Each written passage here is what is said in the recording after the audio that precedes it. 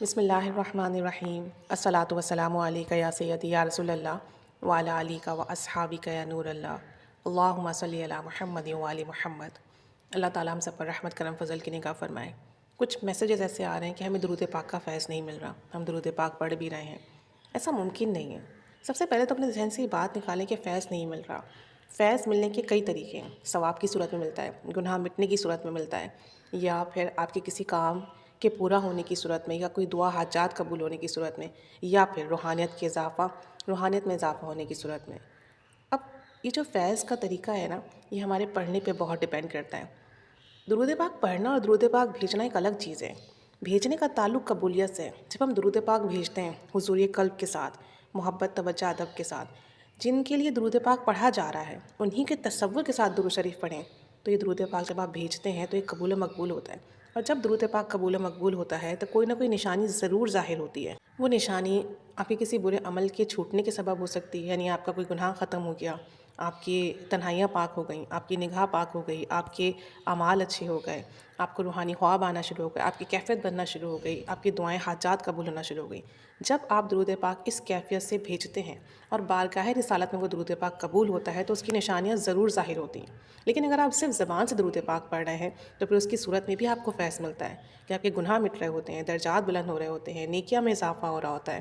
تو آپ یہ مت سوچیں کہ فیض نہیں مل رہا، فیض تو لازمی ملتا ہے۔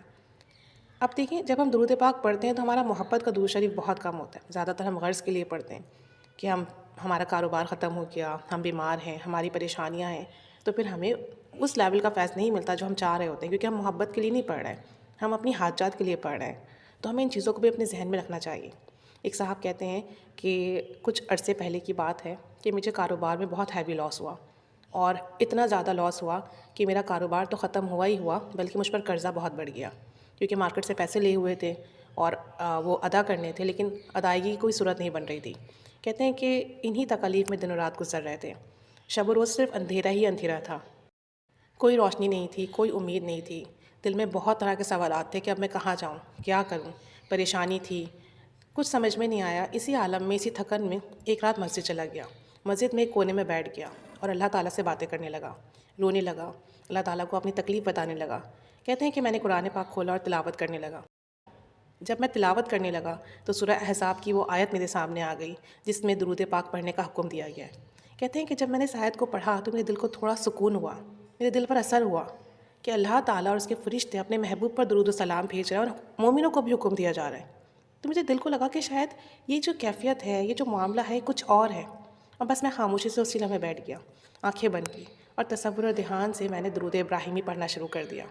پڑھتا گیا، دل کو سکون آیا، تسلی آئی، صبر ملا۔ کہتے ہیں کہ اس کے بعد میں نے درود ابراہیمی پڑھنے کا معمول بنا لیا۔ اب چاہے کچھ بھی ہو، میں روزانہ درود ابراہیمی پڑھتا۔ کہتے ہیں ایک وقت وہ تھا کہ زبان ساتھ نہیں دیتی تھی، تھوڑا پڑھتا تھا، کبھی دل بھاری ہو گیا، کبھی سر بوجھل ہو گیا، کبھی نیند آ گئی، لیکن پڑھتے پڑھتے ایسی کیفیت بننے لگی کہ پھر میری آنکھوں سے آنسو جاری ہو جاتے۔ 2-3 دن کے بعد مجھے درود پاک پڑھنے میں لطف آنے لگا۔ مزید کچھ دن گزرے تو میرے دل پر جو بوجھ تھا وہ ختم ہونے لگا۔ کہتے ہیں روزانہ پابندی کے ساتھ درود ابراہیمی پڑھتا گیا۔ چند دن گزرے کہ میری دعائیں قبول ہونے لگیں، اور کم و بیش 24-25ویں دن الحمدللہ میرے موبائل پر ایک کال آئی، اور ایک شخص تھا جسے میں نے کچھ عرصے پہلے ادھار دیا تھا اس کے مالی مسائل تنگی کی وجہ سے، اور اس شخص نے مجھے سڈنلی کال کی اور اس نے کہا کہ وہ میرے پیسے واپس کرنا چاہتا ہے۔ حالانکہ جب اس نے مجھ سے رقم لی تھی اس کے بعد اس نے مجھ سے کوئی رابطہ نہیں کیا اور بہت سال گزر گئے تھے، ایون کہ میں اپنے وہ رقم بھی بھول چکا تھا کہ میں نے وہ رقم مجھے واپس مل سکتی ہے۔ کہتے ہیں کہ میں حیران رہ گیا، اس نے خود ہی مجھ سے کانٹیکٹ کیا اور مجھے آ کر میری رقم واپس کی، اور کہتے ہیں کہ بس یہ سب درود پاک پڑھنے کی برکت سے ہوا۔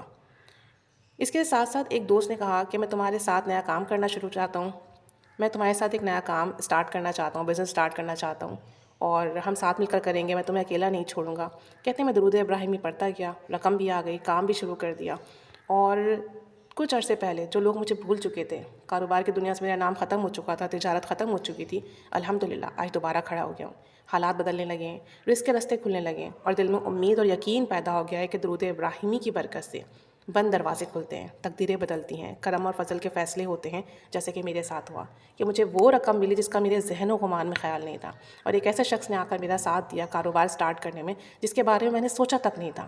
ایسی غیبی مدد ہوئی، الحمدللہ آج کاروبار پھر سے شروع ہو چکا ہے، الحمدللہ ترقی ہو رہی ہے، کامیابی مل رہی ہے، خوشحالی ہے، سکون ہے، اور یہ سب درود ابراہیمی پڑھنے کی برکت سے، توجہ دھیان محبت سے، حضور قلب سے، تڑپ کر، رو کر، گڑ گڑا کر اللہ کے حضور دعا کرنے کی برکت سے۔